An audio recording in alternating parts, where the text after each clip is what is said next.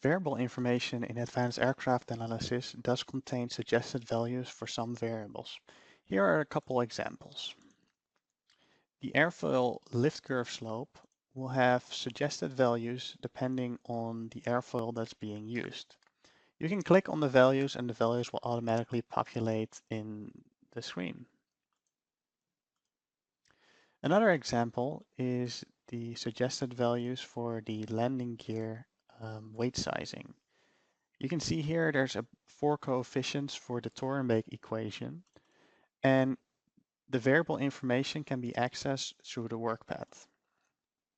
Here you can see there's different coefficients depending on whether it's a main gear, nose gear, or tail gear. And of course, the type of airplane will also change the particular suggested value. Once again, clicking on them will populate the value.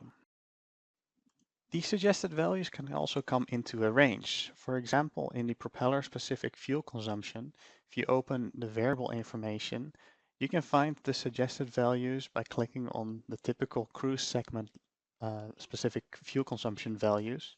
And you can see here there's a range of values for the propeller-specific fuel consumption. In this case, you can click on the highlighted link and a range editor will open where you can move it up or down. And once you hit OK, the value will populate for the propeller specific fuel consumption.